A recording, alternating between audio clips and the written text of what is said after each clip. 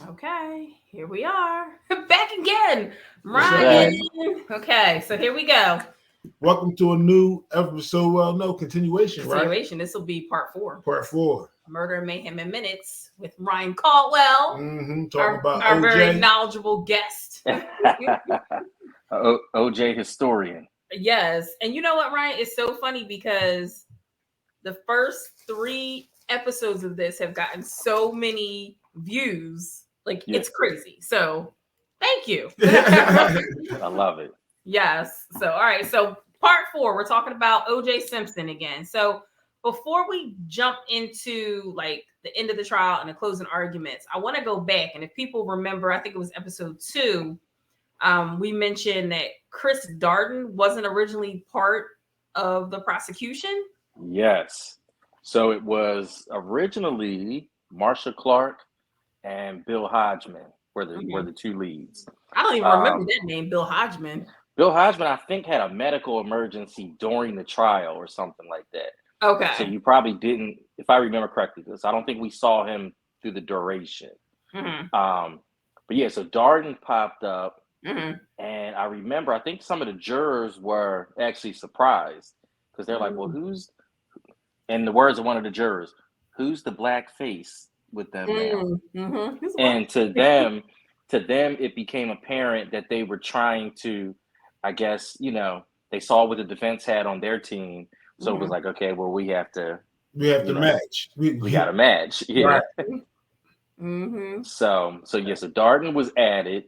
Mm-hmm. A lot of people will say that Darden was added just because of that reason. The prosecution says Darden was pretty good. Mm-hmm. I don't really have an opinion on that. I mean, I guess it can go either way. I mean, Yeah. he did a good job, if you ask me, till they swindled him into, getting With OJ to try the glove on. Totally played him. Yeah. Yep. So, all right. Well, So, I mean, Darden. So the question has always been, was it smart to add Darden to the defense, to the prosecution? Mm-hmm. Like I said, that people will go back and forth and debate that. I personally thought it was a smart move. I mean, if you just look back at it now, it's probably a smart move to go ahead and add him. At what point in the trial did they add him? He came on, I want to say, very early on, if not the beginning. Okay. I know he wasn't there for like the Marsha Clark was there for everything, from the preliminary hearing. Right. Yeah, she was there for all that. Darden was not there for that. Mm-hmm. So I'm thinking maybe midway, beginning of the trial, but Right. I mean, I'm just saying because now you like who's the blackface? Right. You dig what I'm saying? Like, but all the of a trial sudden, lasted for 8 months. I mean, I get it, but like all of a sudden, it's like, oh, really? Now y'all realize who's this guy? that y'all got a table full of white people persecuting this black man? Right. Exactly. Yep. So, all right. So, let's get into. I'm going by bullet points here that you and I've come up with. Well, maybe. Okay. Yeah. So, in closing arguments, right? Mm-hmm. So now we're at the end of the trial. So, closing arguments. It says here that Johnny Cochran actually compared Furman, who we know had a racist background, yes, to Hitler. I don't remember that. I do not remember that. I remember them trying to like really go after him for being the racist and possibly planting evidence. But what brought Johnny to that conclusion? Like, how did he get there? Well, because we touched on what Furman said. Remember, he earlier on. Mm-hmm. In part 1 or 2, we discussed how Furman said, he wanted to be in Africa so that he could, kill as many black people as possible and not get in trouble. Mm-hmm.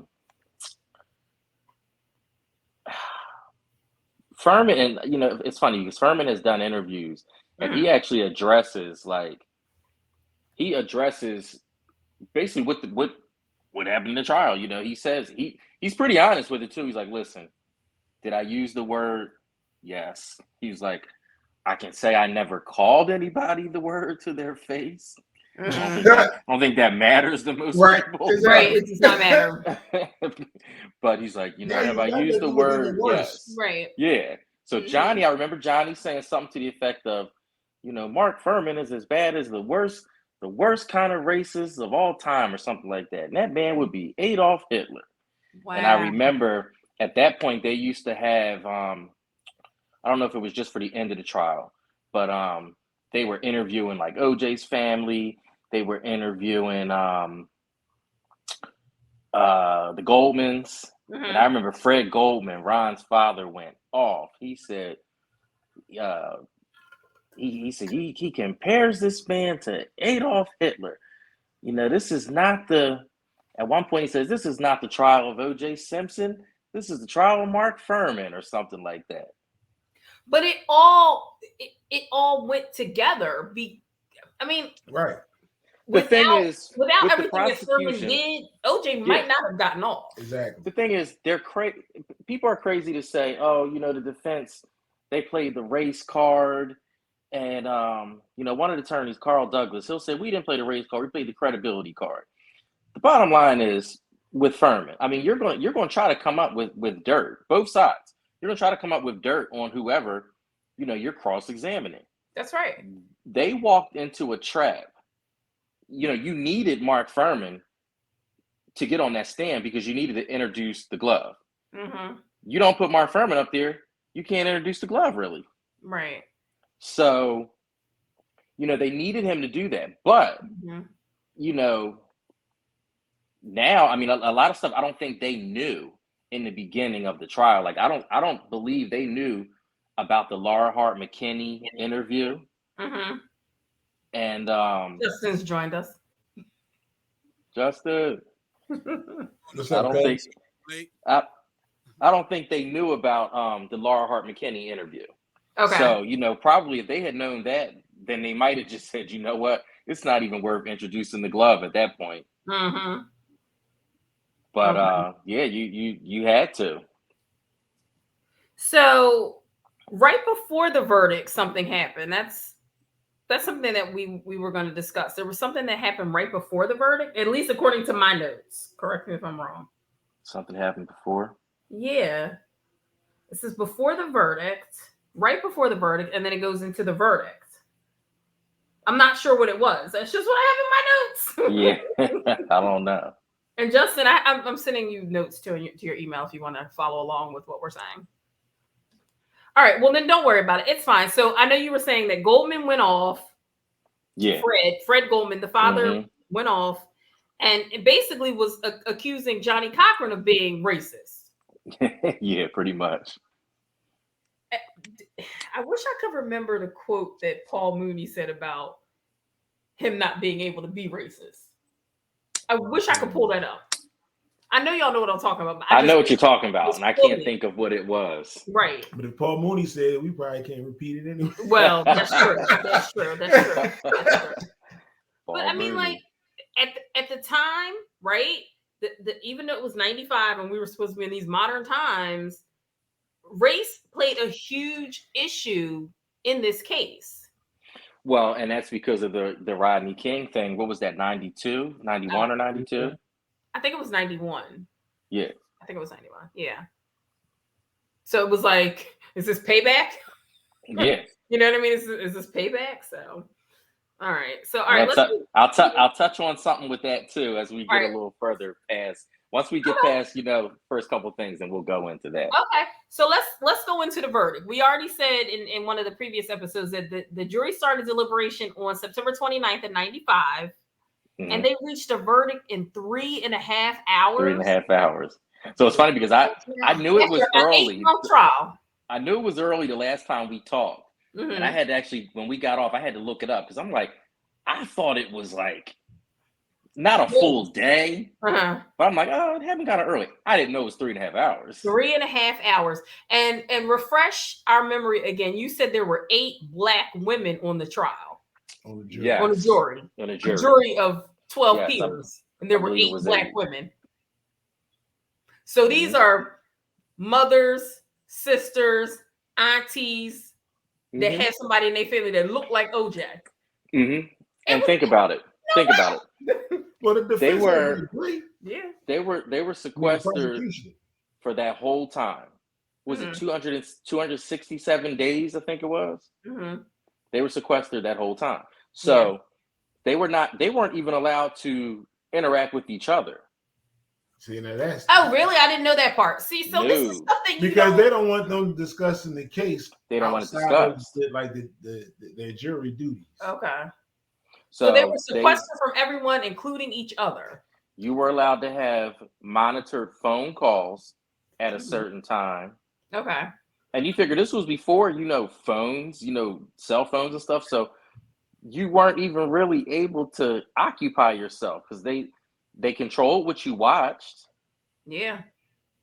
If they let you watch TV. I mean, I'm about to say you better read a book because it was everywhere. There was no Yep. escaping that trial, the coverage of that trial. I mean, so you might as well say, just like he was a prisoner, they were prisoners also. They were just in a hotel. Yeah. Yikes. Okay, so one of the jurors stands up with the fist up. Oh, so that was after what? That was when it was when the verdict was read. What'd you And say? OJ goes like this. Yeah, I was saying, did that really happen? I know that was in the People versus OJ Simpson, but that really happened. So they say it did happen. Yeah, Marsha Clark and Bill Hodgman confirmed that, and they say later they found out that he was a former Black Panther. So they didn't do a very good job of vetting him. Yeah. Wow. Okay. And so let's go back to you saying that it's been said or it's been implied that this was payback for Rodney King. How? Yeah. Because that jury, they acquitted the officers in that case, even with the tape. Okay. So we can jump ahead. This is what I was going to address later, but we can jump ahead. So the jurors, I've watched a couple different shows with them on it, and a couple of the jurors said, they were asked like, was this payback for Rodney King? And the one lady says yes. Another juror said no, it wasn't payback. The one juror says it was not payback. They just didn't sell us, on their case. They bombed their case basically. But the other lady says, yeah, it was payback for Rodney King, and they all say we just wanted to go home. Yeah, definitely. I mean, after 8 months in solitary confinement, absolutely, we want to go home. Oh Lord Jesus! Yeah. Can I ask the panel? Can I ask y'all a question? Do y'all feel like the prosecution bombed their case, or do you just feel like the defense put enough doubt in the minds of the jury? I personally think the prosecution did a pretty good job. I think they just got screwed. They got screwed with Furman. They got screwed with the collection of the DNA. I thought those were the two major things right there. And the glove. Yeah, it was. You don't put the glove on. If you don't put the glove on, the jury doesn't know if the glove fit or not. Right. So but I think those three things were major. Right. I think it was a lot of things stacked against them from the beginning. And like the jury. Yeah. I mean, yeah. I mean, eight Black women who are sympathizing with But OJ, not even sympathizing with a woman who was being abused because she's a white woman. Let's be real. They're sympathizing with OJ. Yeah, but the thing about it is that even the prosecution has a say on the jury selection. So, I mean, I wasn't there. I don't know how the jury selection went, but they might have used all of their choices, you know what I mean, their denials, getting rid of all the other Black women that was there, or Black men. Who knows? So, and Ryan, let me ask you a question. Because they were women, they would automatically sympathize with Nicole. Right, you would think, but in an earlier episode, we were saying how, you remember, Ryan, you said this, that they sympathized more so with OJ because he looks like their brother, he looks like their husband, he looks like their father, and it was a situation where like they were blamed, even though he married her, they married each other. It was like, well, she shouldn't have been with him anyway. She took him wet. Exactly. So now one of the jurors did say something to the effect of I lose respect for a woman that takes an ass beat. So whoa, somebody like her is probably the domestic violence stuff probably is not going to phase her. Right. Okay. Wow. Wow. Yeah. Wow. I don't even know what to say to that. I really don't. I really don't even know what to say to that. All right. So OJ keeps saying that he's going to pursue the real killers. We've all heard that. Like, wait a minute. Did we ever address if it doesn't fit? Was that in our previous? I know we mentioned that he stopped taking the arthritis medication. No. Johnny's famous quote. We brought it up, but I don't think we got too deep into it. Because that ended up being like the if the glove don't fit, you must quit. But he didn't say that first, right? It was somebody else that said it, right? Yeah, somebody else said that. One of the other attorneys. Yeah, so let's touch on that. Yeah, I think they were doing the meeting for the closing arguments, and I want to say they said it was Alan Dershowitz. Maybe I'm wrong. Mm-hmm. But somebody said, if it doesn't fit, you must quit. Johnny said, "That's it." Right.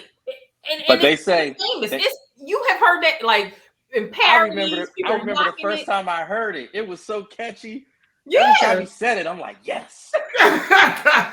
Say it again, Johnny. Mm-hmm. Right? Yeah. Right. But you got him, boy. You got him on the road. Right. Mm-hmm. I think I thought I was Johnny Cochran for a minute, walking around the house and it doesn't fit. Yep.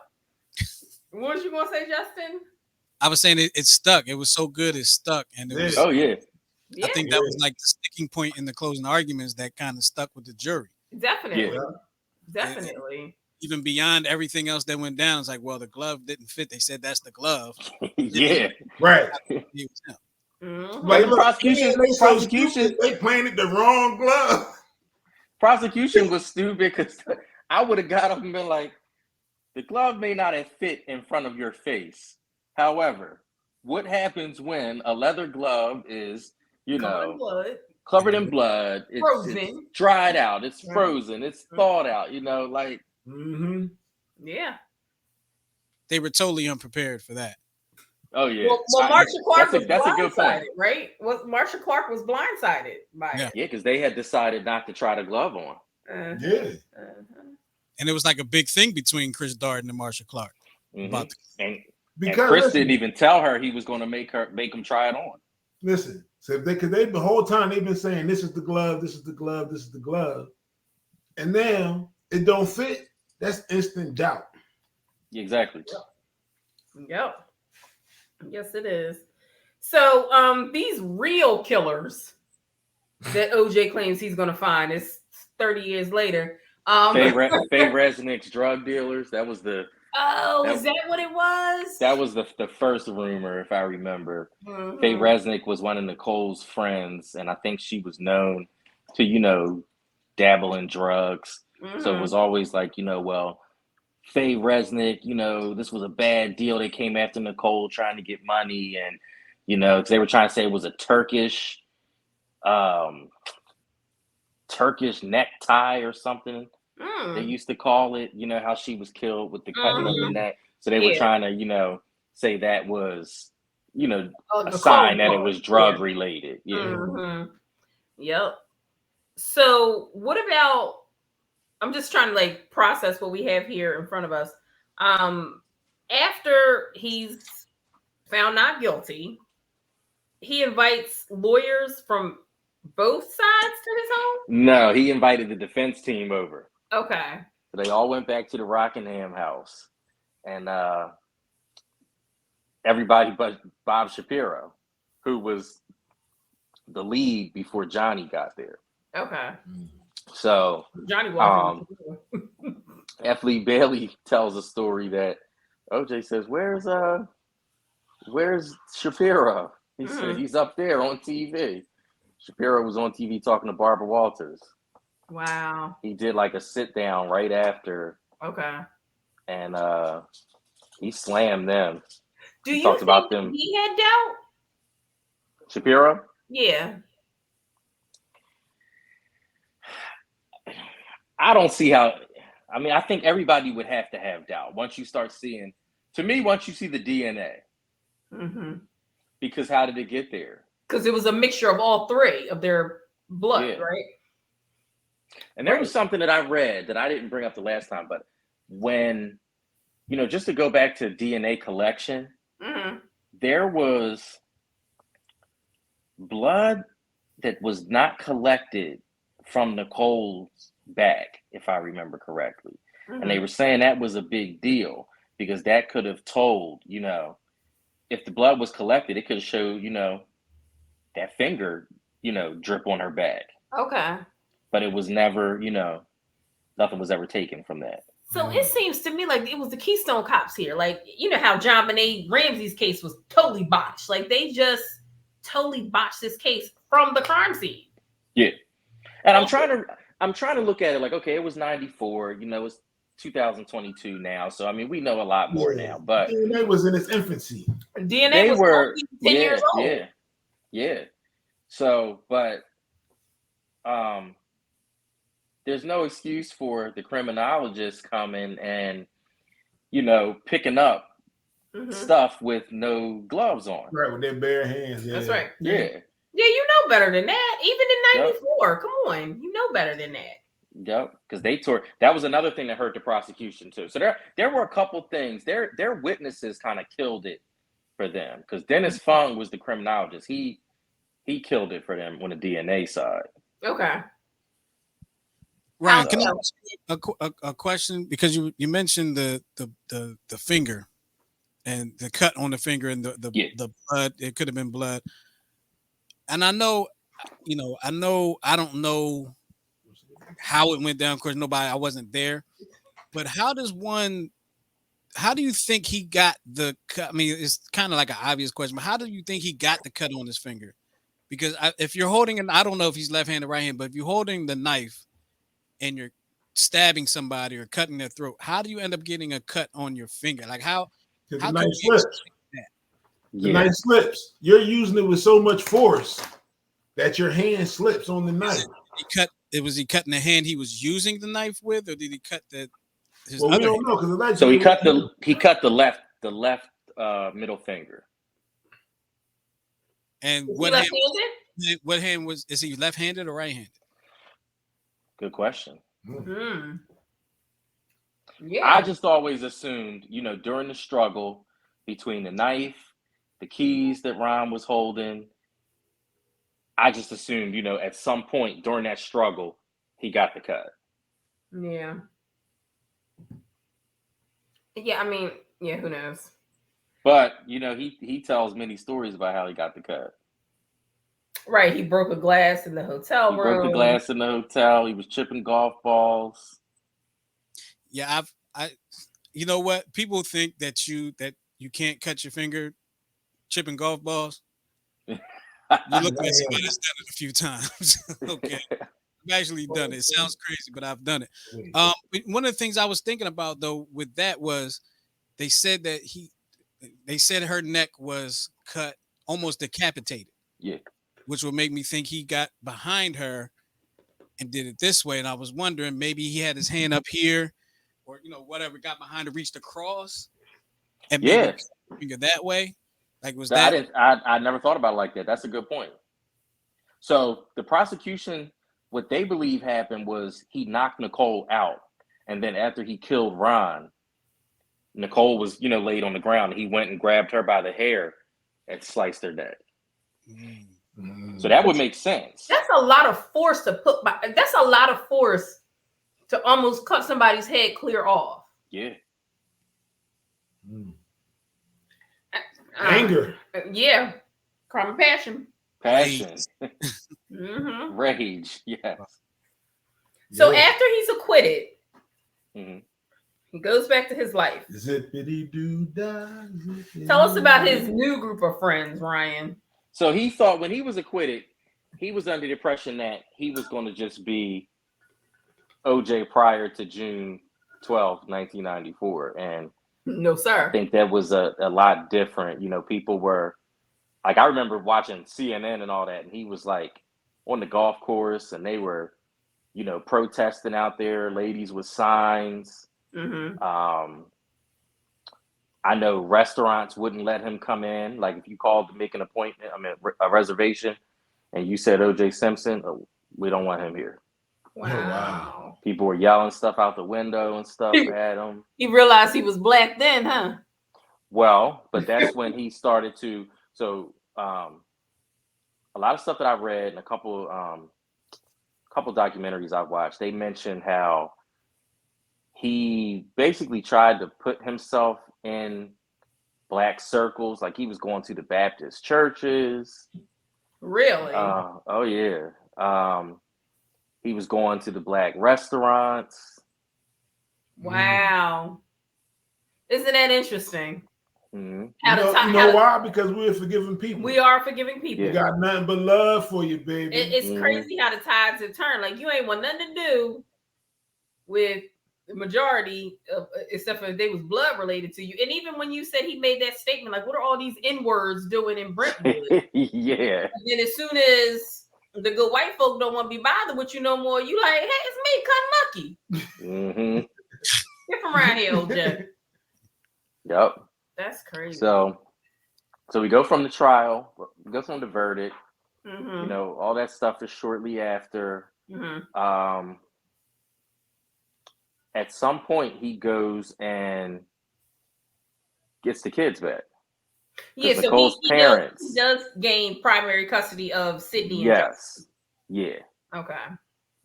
He gets the kids back. Mm-hmm. So it had to have been. So he was acquitted in October. Mm-hmm.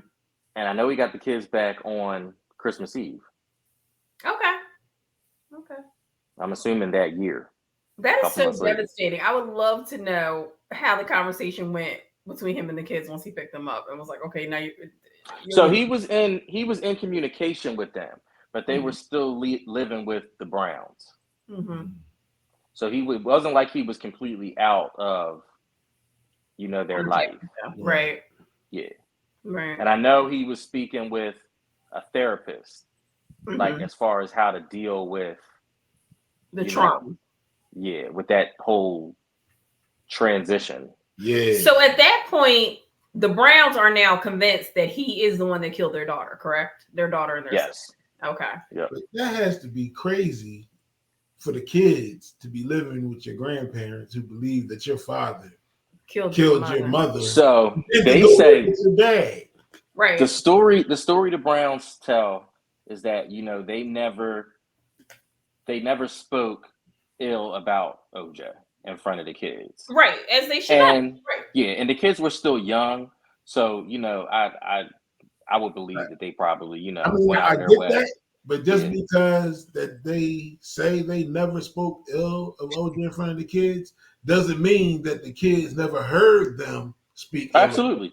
It seems hard to believe from our standpoint, because it would be very hard to not say something bad about somebody we believe killed a loved one. Absolutely. No. So what I'm saying is they might have thought the kids were sleeping. Oh, yeah. How many times have you ever heard a conversation of your parents talking and they have no clue that they can hear you? Right. That's true. I know I've done it. You know what I'm saying? I know I've done it. And that's what I'm saying. I understand exactly what you're saying. What I'm saying is I find it hard to believe that they weren't like in a conversation. The kids might have been in the room and they'd be like, man, F OJ. Right. Now I can see people doing that. I'll tell you right now, I wouldn't be able to do it. Yeah. Now, you say that. Types of bad. But you would be able to. You think so? Yeah. I would try not to. I would make an effort not to. Yeah. No, you'd be able to do it. I know me. Yeah. I don't know if I'd be able to do it. So he continued to raise Sydney and Justin until they went off to college or whatever it is that they've gone on to do, correct? So they eventually moved to Florida. Right. So before they moved to Florida, who is Cecilia Farber? Did she meet him in LA or did she meet him in Florida? So I believe she was writing a book or an article for Esquire, maybe. And that's where she comes into communication with him. Do they have a romantic relationship? No, Okay. The only one that they've really confirmed that he had a romantic relationship with, after all this, was Christy Prody, and she was like heavily into drugs. She was hooked on cocaine, and you would see her. I know she did I want to say a Today Show interview or something like that, where she talks about him. But yeah, that sounded like it was a crazy relationship. Okay, it didn't last long, clearly. I want to say a few years, maybe. Really? It wasn't very. It wasn't brief. I know that. Okay.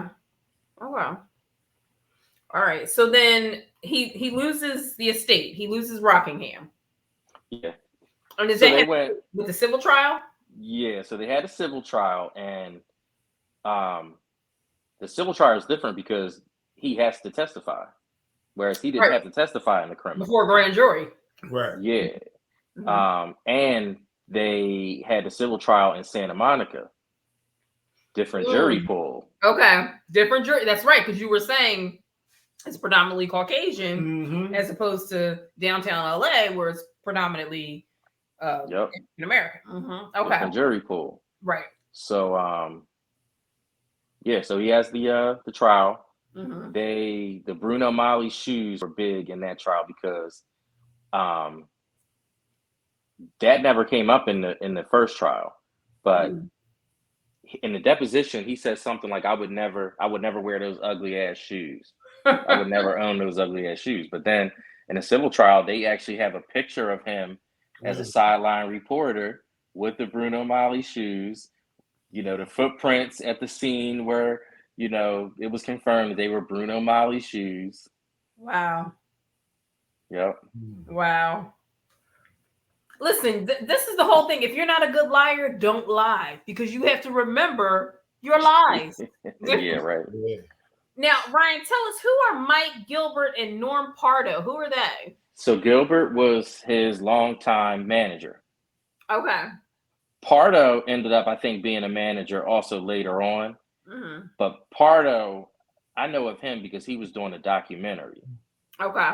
Which I tried looking up, and I don't know whether he didn't make it, didn't complete it, or whatever. But he had a what seemed like a good one coming out. Oh, wow. So, but Mike Gilbert is the one that I was telling you tells the story of him having a conversation with OJ and OJ asking him, what do you think happened that night? So, and Gilbert tells him, I think you did it. Wow, he said that. Yeah, but you know what? You can't really go. It's interesting when you see him on documentaries or in interviews because he was with them for quite some time. So I'm sure he knows a lot of stuff. But the relationship did not end well, and he was mixed up with the memorabilia. Because they say Mike Gilbert actually... The memorabilia that he ended up getting in trouble for later. Right, he was involved with the selling of it, or him trying to get it back. So he helped OJ hide stuff. Okay. Oh, from the They basically got a heads up of when the trucks were coming to seize, valuable stuff from the house for the civil judgment. Okay, so wait a minute. I think we're getting a little bit ahead of ourselves. So the civil trial happens. How long does that trial last? The civil trial. I don't know how long the civil trial was. Yeah. Okay, but at any rate, he's found guilty civilly, right? He's found guilty. Right. And he's ordered to pay $33.5 million. So this is where all this memorabilia and stuff comes, like him having to turn stuff over to them. Okay. Because he's got to pay this $33.5 million to the Browns and the Goldmans. Yep. Okay. All right. So go ahead. So he has the like I said, they got a heads up that the trucks were coming. So they started moving stuff. Before the next day. So they couldn't come in and take it. So it was spread. If I remember correctly, there was a lot of stuff taken to like multiple storage bins. Okay. And Mike Gilbert, from what they say, Mike Gilbert ended up like stealing some of the memorabilia Because I know he had the Heisman at one point. He stole it and kept it and then tried to sell it himself? I believe so. Great. And this is his manager. Yeah. But, so, all right. So, Gilbert says that OJ and him had an agreement that, he could take memorabilia if something. Mm-hmm. But it doesn't sound like that was the case because OJ wanted specific stuff that they say Mike Gilbert had. Mm-hmm. Okay. Wow. So, Ryan, quick question about the civil trial.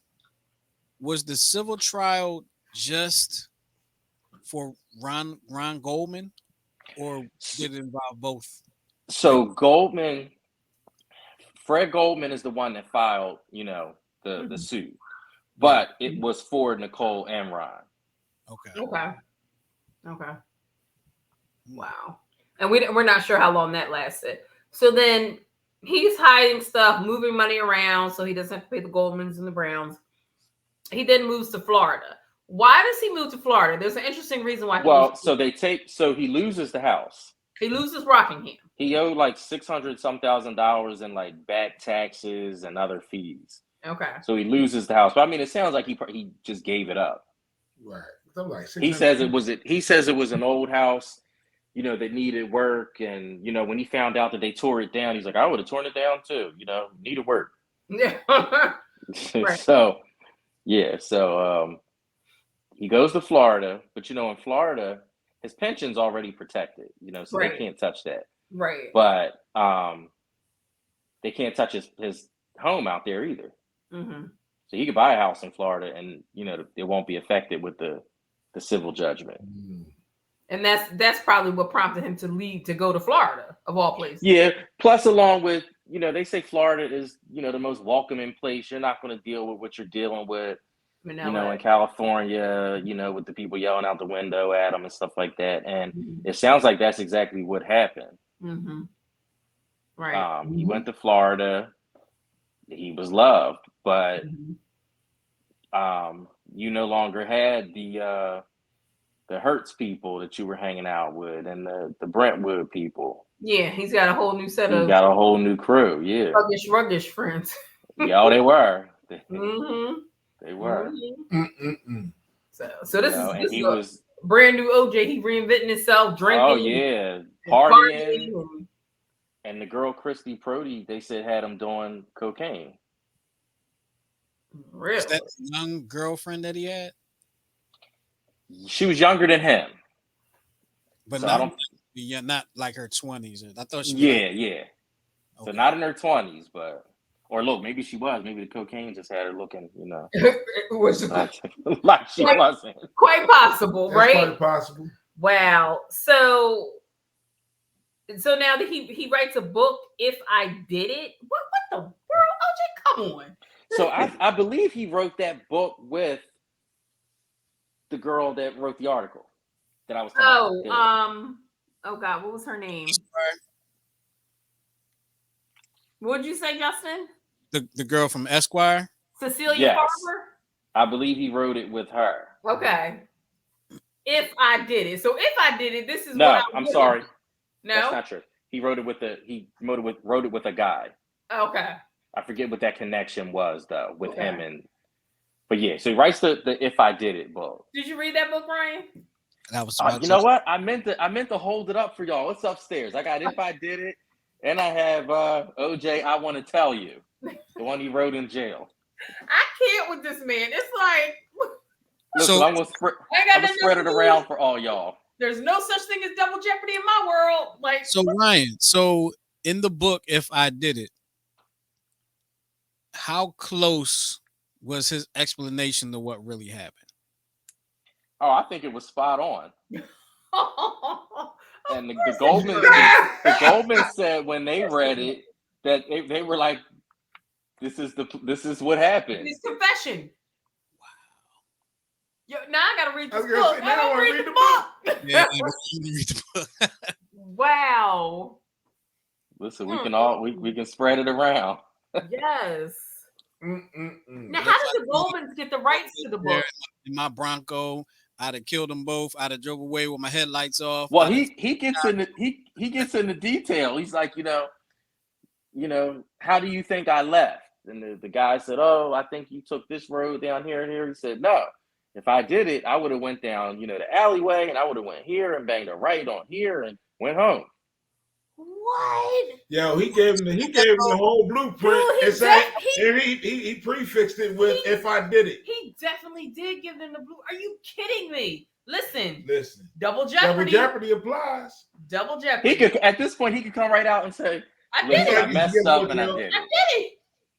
Yeah. Come on. Wow. Ryan, tell me, how did the Goldmans get the rights to this book, though? Well, they were pissed when they found out about it, but any source of income that he gets outside of that pension, the Goldmans are entitled to that. Okay. All right. They actually have a legal team. And is that into perpetuity? Just look for OJ stuff. So that's paid off. Yep. And with interest, it's up to, they said, something like $64 million or something. Wow. I mean, because you really can't put a price on somebody's life. Yeah. Right. So the Goldmans found out about the book. I don't know whether they filed something. I'm assuming they had to. But the book rights were granted to the Goldmans before it was set to be released. Okay. So the Goldmans released the book. Okay. But they changed the look of it. So instead of "if I did it," it says "I did it" with "if" very small inside the I. What? So it's like "if little I did it." So if you don't look at it, sell even more. Yeah.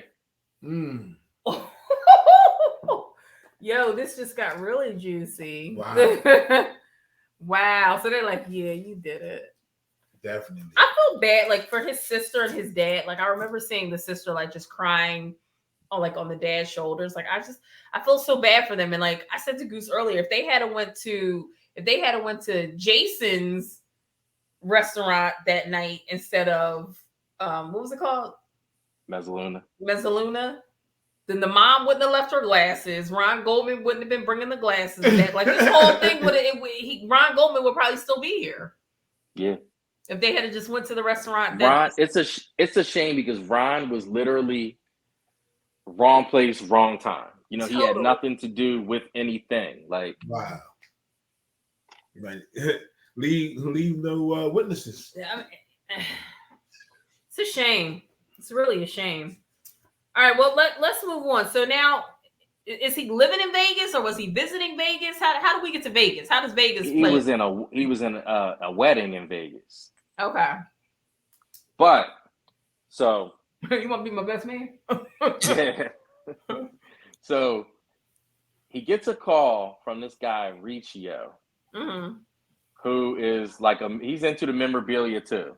Okay. So they say these memorabilia guys are shady. I believe it. They're stealing stuff from each other and whatever. So this Tom Riccio, told OJ, I got word that, somebody's got, some of your stuff. They're going to be in Vegas. So it's stuff when he starts saying what's there, OJ's like, well, that's stuff that was actually in my house. That's my stuff. Stuff that he did not sell off. That he didn't sell off. So the story is that Mike Gilbert had the stuff that OJ wanted. Okay. But at that point, dudes got hold of it.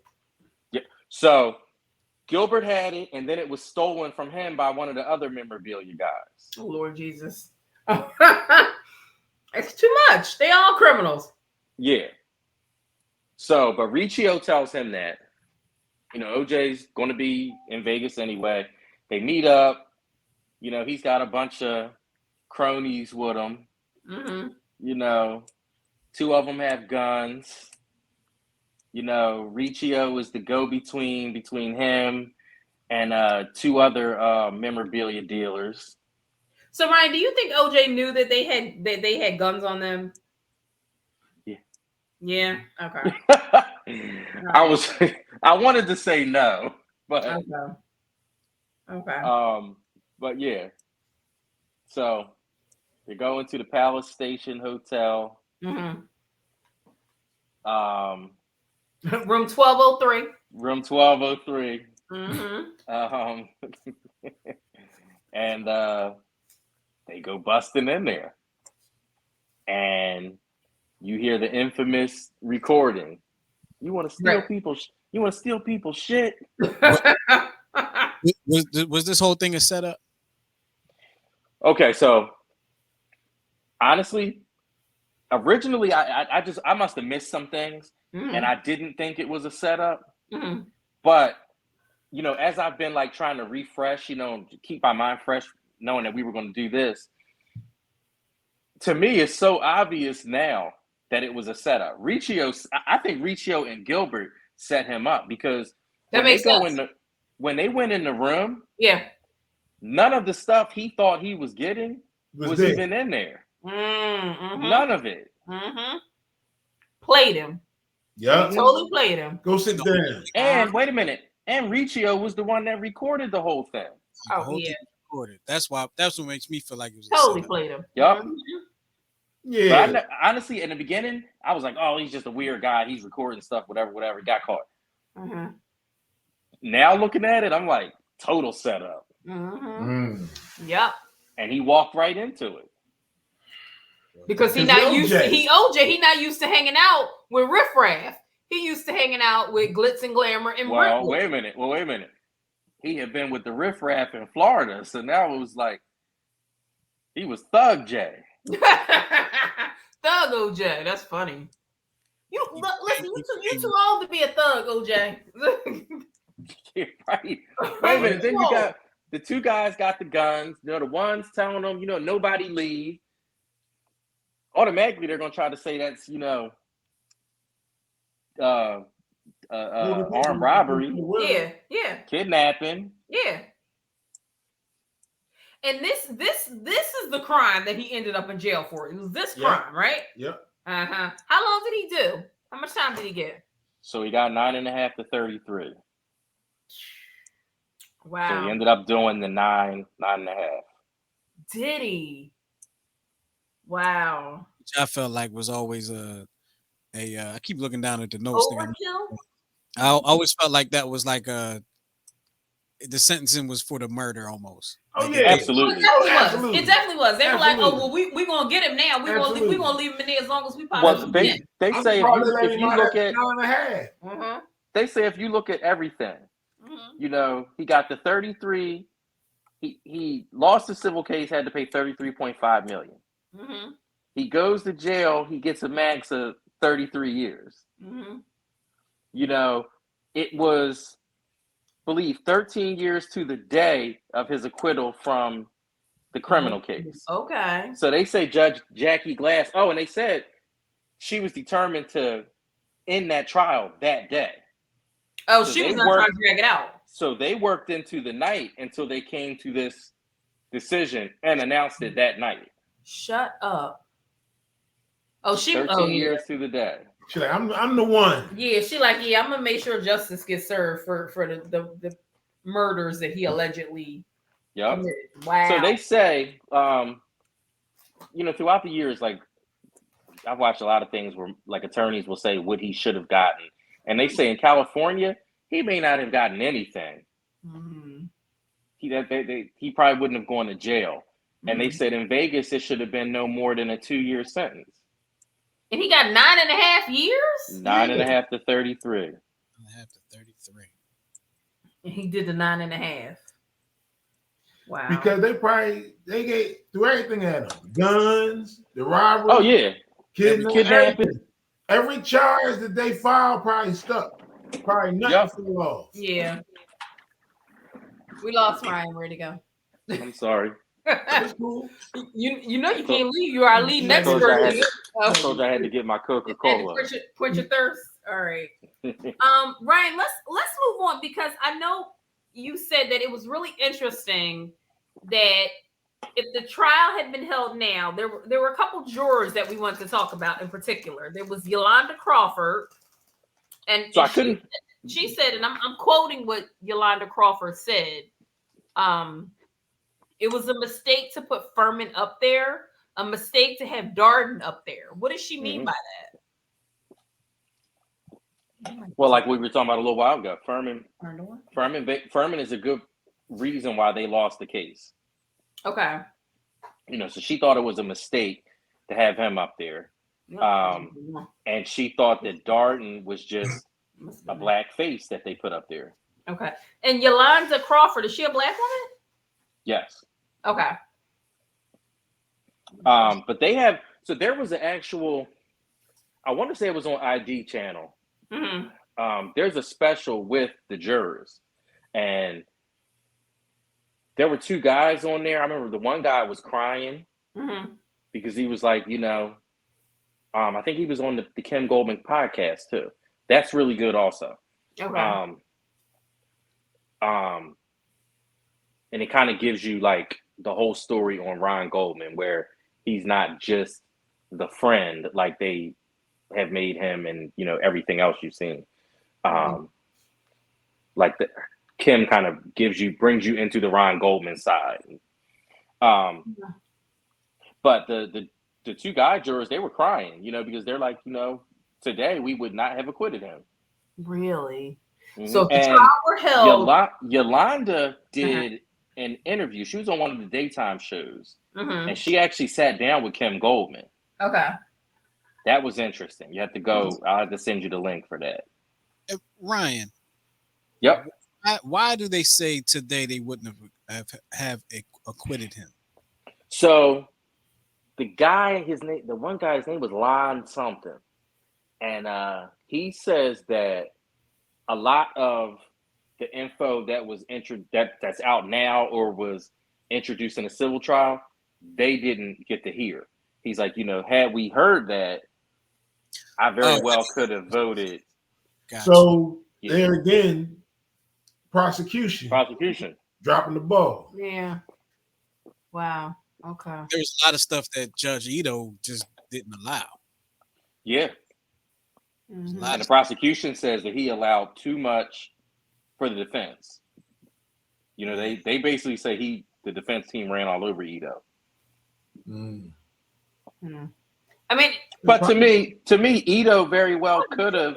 The Laura Hart McKinney tapes, he only allowed a small portion of that into it. Like, I felt like the Furman situation could have been more of a debacle had he allowed more of the Laura Hart McKinney stuff in there. So it's probably solid. Maybe that's what he was protecting it from. Yeah, the same way. Yeah. Yeah. So, but Darden was basically saying, if you allow that, and I think this pissed, black people off, and Johnny went in on him because he basically said that if you introduce everything to black people, they're not going to be able to have an objective opinion. Really? I mean, why? Where did that's when Johnny got it. This is preposterous. Exactly. I remember he was pissed. To say he went on his, I mean, he was hyped. But I mean, I remember him saying something to the effect of, to say that black people can't be objective, this is preposterous. And, he killed Darden. It is. It's insane. Darden was no match for Johnny Cochran. No. At all. Close. Nah. At all. Who's the other juror that stood out to you? Carrie Bess? Carrie Bess. Yeah, she stood out to you? She's the lady. I've only seen her on the ESPN doc. But she says, we wanted to go home. She's the one that said Rodney King. This was payback for Rodney King. And is she Caucasian, or was she a black woman as well? She's black. Okay. I mean, yeah, listen. That statement would lead me to believe that she felt like he was guilty, but because of Rodney King, we're going to say he's not guilty. Yeah. Well, I would venture to say that she don't care whether he's guilty or innocent. She was going to say he was not guilty. I wouldn't say that she thinks he's guilty. I would say she don't care. And I remember looking back on it thinking, like, this is just my personal opinion, but I remember thinking, because I told you before, I thought his son did it, but then you kind of cleared that up for me. But I remember thinking to myself, and this is so bad to say, but like, I remember thinking to myself, so what? Like, you know, white folks been torturing us for 400 years. Like, well, else a white woman gone. Like I was hoping and praying he would get off. I was like, yeah, I hope he gets off. And I remember being happy and excited, knowing in the back of my head, I was like, he probably did it, but I'm glad he got off. I feel like that's why a lot of black folks were excited, because they probably felt like he did it too, but it was like we used to be railroaded. Right. Yeah. Can I ask the panel a question? And I know I was late, so I'm sorry if y'all already did this, but do y'all remember where y'all were when the verdict came down? Yep, I was 61, coming home from Center City. I had just gotten home from work. Had my Walkman, my earphones on. Yep, I had just gotten home from work, and my grandmother, because my grandmother was riveted to the television. She watched it every single day. And they was getting ready to announce it. And I remember me and her high-fiving and celebrating and all that. And, I was like, he probably did it, but like, look, you know. I'm sitting up here, he ain't do it. Uh-huh. I swear he ain't do it. I was in food prep class, 9th grade. Wow. Justin, and I got lucky, and they had the TV in the room that day. I was like, I can't go to school. The verdict is coming down today. Yeah, I was also in the 9th grade, and I remember I was in math class, and there were some classes that had the TV in so people could watch it. My teacher was not one of those teachers, so I kept going to the bathroom. Yeah, the verdict yet? Catch the verdict, and then I remember hearing people like screaming and cheering, like "ah!" I was like, "Oh, you must have got off." Yeah. Kind of like the end of it for me in the hallway by myself. So wow. And so where is he? Is he today now still living in Florida? No, well, if you remember when he was let out, the governor said something like he can't come here. We don't want criminals here or something like that. She said in Florida. Yeah, because he got out. He had to stay in Vegas, but he could have filed paperwork to transfer his probation. To Florida. But they said they weren't going to accept it because they would need somebody in Florida to sign off on it. Okay. But he's off all that now. He got off early. Yeah. So where is he at now, Ryan? Where are they now? He's still in Vegas, but he was in Florida. He was in Florida for the past couple weeks. Okay. You know he posts on Twitter all the time. I know. Hey, Twitter world, it's me, yours truly. Wow, it's amazing. And he's what, six? No, he's probably in his 70s now, right? 70 what? 73? Okay. Wow, that's juice. Wow, it's crazy. This whole story, this whole case is absolutely fascinating. You know, because absolutely. So I get why you're so like enthralled with it. You know so much about it. The crazy part is, like, I remember as a kid watching the commercials, running through the airport and all that kind of stuff. You know what I mean? Run, OJ, run. You know what I mean? And watch him on the football field and all that kind of stuff. Yeah. And then you like, yo, he a monster. Like you just never know. You just don't know. These are your childhood heroes. These are your childhood heroes, and you just don't know. But allegedly. That's right. Allegedly. Allegedly. So, Ryan, thank you so much. Is there anything you wanted to add before we wrap up? I don't know. Did we go through everything? We did. We never talked about Marcus. Who's Marcus? Remember OJ thought that something was going on with Nicole and Marcus Allen? No. Who's Marcus Allen? You know Marcus, football player, Marcus Allen. Right. I forgot all about that. No. Okay. Well, let's add that to the story. Who's Marcus Allen? Tell me about Marcus Allen. OJ 15 years younger or something like that. Lord have mercy. So Marcus Allen was a football player? He was a running back. Like and OJ. He thought that Nicole was dealing with him. So I believe him and Nicole. So you'll hear many different things. They had a relationship. They were friends, all that. Either way, OJ ain't like it. And I know that was a big, thing. And if you watch certain things, it's always the Marcus factor or whatever they call it, the Marcus thing pops up. But yeah, he thought that. I'm trying to think of any other little interesting OJ tidbits. I mean, he was so obsessed with her. When would she have the opportunity? She might have thought that he might have thought that the man putting her groceries in the car was in love with her. I mean, come on. Oh, they said he thought she was trying to get with everybody. Like, I really wish I could understand what his complete and total obsession. I've never seen anything like it. I've never seen anybody. You know, it could have been. I don't ever want to be in that situation where somebody is completely obsessed with me that they can't even see straight. I don't want that kind of love. No, absolutely not. But to me, I mean, if I think about how did it get to that point, I mean, it could be that when he met her, she was so much younger than him. She needed him. You know, you were the dominant force. You were the celebrity. You know, you had lived life. You had, you know, you had a wife and kids and all that stuff. Like, she was basically, I mean, you could kind of run the show.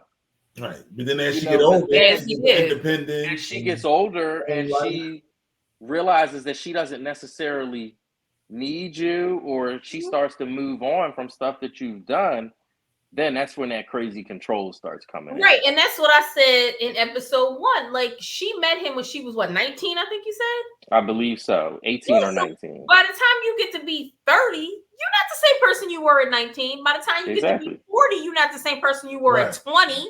Yep. And then you factor in. Yeah. You factor in she had kids. Exactly. So so everything changes you right then and there. Like, it's no longer about me. Now I have to protect these kids. Yep. I wonder if his kids feel like he did it. I would love to do that, Justin. The two younger ones, Justin and Sydney. He's posted pictures with them. They seem like they're doing pretty good. I think I read something that they're like big into real estate. Okay. But it sounds like they're doing pretty good. He has gone to see them. I think that's why he goes to Florida so much, because I remember the one year, I think when he first got out, he spent Thanksgiving with them. So there were pictures with him on the beach with them and stuff like that. They sound like they're doing good, and it sounds like he has a relationship with them. What about the oldest two? It's Jason and So I've seen pictures of him with Arnell. The last picture I saw, the last video I saw was on like TMZ, and they were saying they ran into Arnell and OJ. They said, OJ, Chloe's pregnant. Are you excited? You know, because everybody tries to say that. Yeah, that's his daughter, right? OJ's daughter. Arnell's like, come on. Right. Arnell, isn't that Arnell was the one that was in the R. Kelly video, wasn't she? Was she in that? I think Arnell was in the I think you're right. Wait, what? Because I remember her being in something. I need to start paying attention to pop. But I can't remember exactly what it was. Yeah, I think it was an R. Kelly video back when R. Kelly, back before we know what we know about R. Kelly. R. Kelly like to piss on people. Right. I think it was in the 90s too. From it was in the 90s, she was in the video. Because Arnell has got to be in her 50s. Probably close to my age, I would think, maybe a little bit young, maybe a little bit older.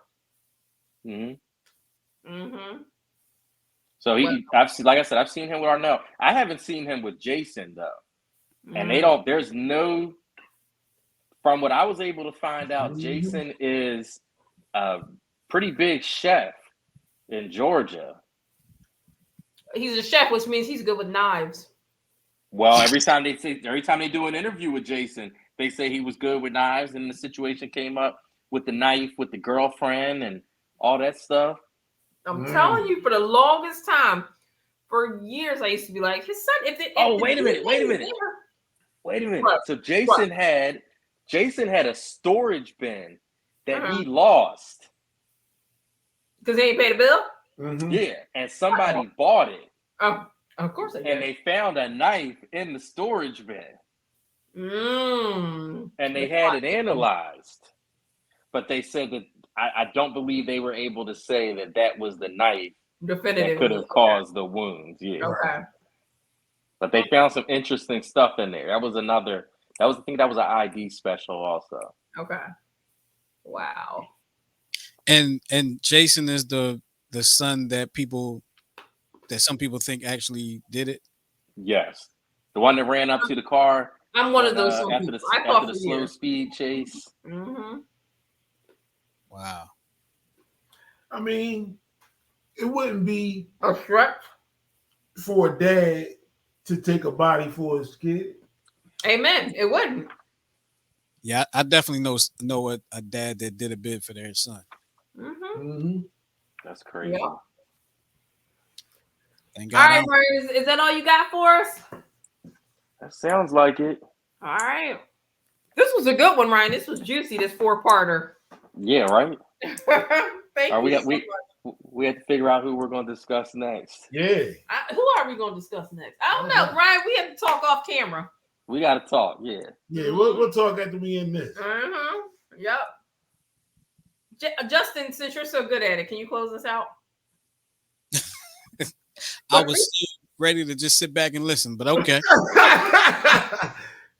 All right. Well, we appreciate y'all for hanging out with us for Murder and Mayhem in Minutes. Special thanks to my man Ryan there for bringing all the knowledge that he brings to this particular subject, and we look forward to speaking with him in the future for many more subjects. You know, this is Tara's show, so you know. Listen, thanks for having me. I had fun. Yes, it's been great. Definitely want to have you on some more and some more because you're a wealth of knowledge on these things. But with all that being said, we want to thank y'all for hanging out with us, and catch y'all next time on Murder and Mayhem in Minutes. Yeah, amen. Thank you. Thank you. All right.